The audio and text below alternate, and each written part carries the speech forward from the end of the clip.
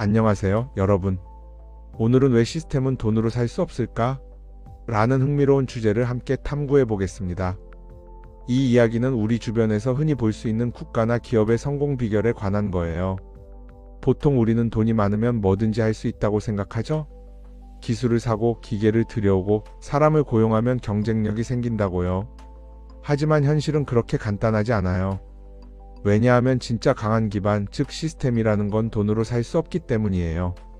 이 나레이션을 들으며 편안히 상상해 보세요. 제가 여러분을 안내하는 가이드처럼 일상적인 예시와 실제 사례를 들어 쉽게 설명할게요. 이 내용은 원래 텍스트를 기반으로 하되 더 이해하기 쉽도록 자료를 바탕으로 재구성했어요. 보통 속도로 말하면 대략 8분 정도 될 거예요. 자, 시작해 볼까요? 먼저 시스템이 뭘까요? 간단히 말하면 시스템은 조직이나 회사가 제대로 돌아가도록 만드는 보이지 않는 규칙과 습관의 집합이에요.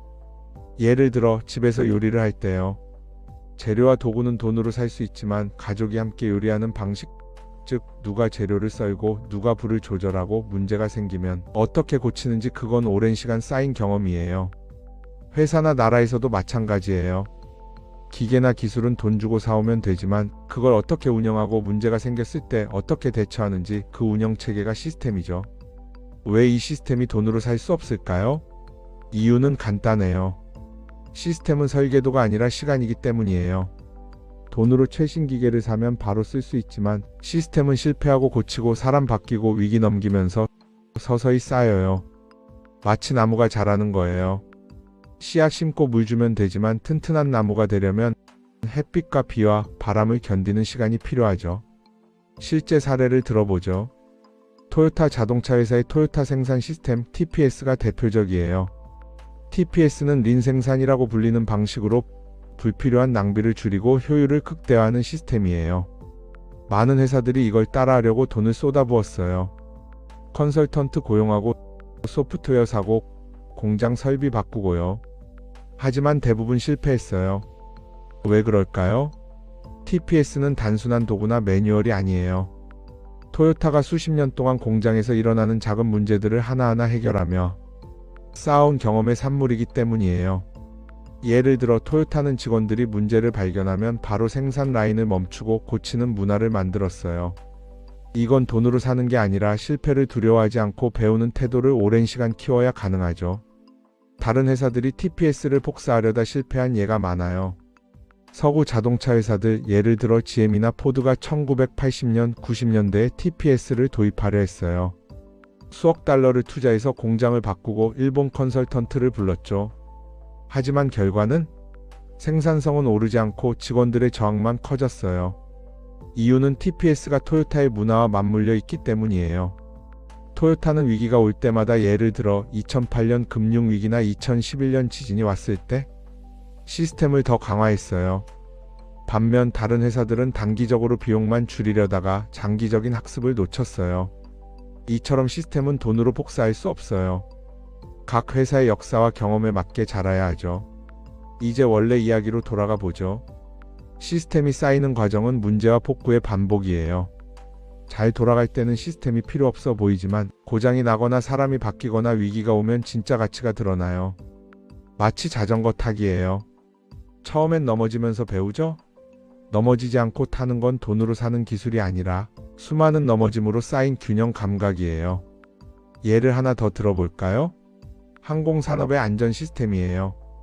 보잉이나 에어버스 같은 회사들은 돈으로 최신 비행기를 만들지만 안전 시스템은 사고를 겪으며 쌓아요.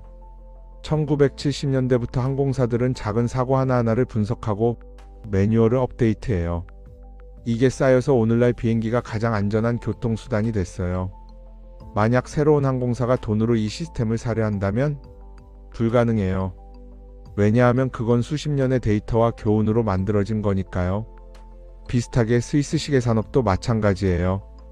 롤렉스나 오메가 같은 브랜드는 돈으로 기계를 사지만 정밀한 장인 정신과 품질 관리 시스템은 수백 년의 전통으로 쌓였어요. 시스템이 강한 곳의 특징을 세 가지로 정리해 볼게요.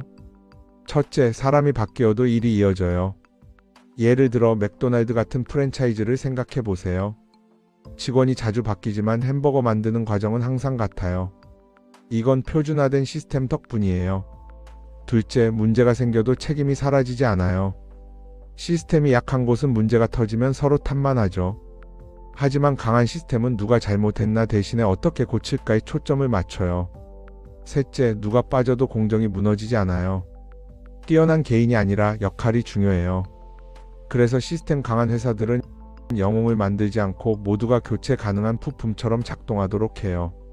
이 차이는 위기 때 더 분명해져요. 코로나 팬데믹을 떠올려 보세요. 일부 회사는 공급망이 끊어지자 전체가 멈췄어요. 하지만 아마존이나 토요타처럼 시스템이 강한 곳은 부분적으로 조정하며 버텼어요. 토요타의 경우 팬데믹 중에도 저스트 인타임 시스템을 약간 수정해서 재고를 최소화하면서도 생산을 유지했어요. 이건 돈으로 산 게 아니라 과거 위기, 예를 들어 2011년 일본 지진에서 배운 교훈 덕분이에요. 시스템 없는 곳은 위기가 오면 판단이 늦고 책임 공방만 하죠. 반면 시스템 있는 곳은 바로 복구를 시작해요. 왜 이런 시스템이 돈으로 안 될까요? 돈은 즉시성을 주지만 시스템은 지속성을 요구해요.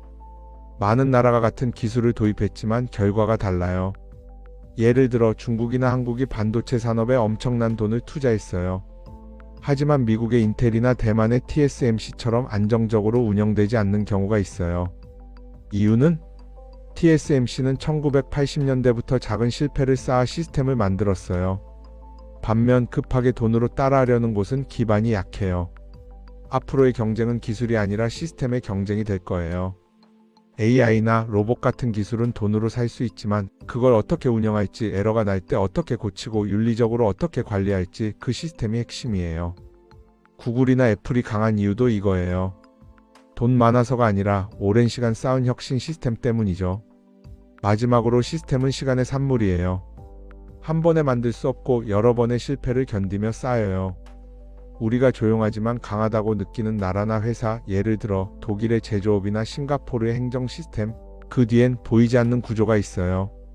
겉으로는 화려한 건물이나 기술이 보이지만 진짜 힘은 시스템이에요. 여러분, 이 이야기를 통해 시스템의 가치를 느껴보세요. 개인적으로도 마찬가지예요. 돈으로 살 수 없는 건 건강, 관계, 그리고 경험으로 쌓인 지혜죠. 회사나 나라를 운영할 때도 단기 투자보다는 장기적인 시스템 구축에 힘써야 해요. 앞으로 시스템에 대한 이야기를 해보려 합니다. 계속 시청해주세요. 감사합니다.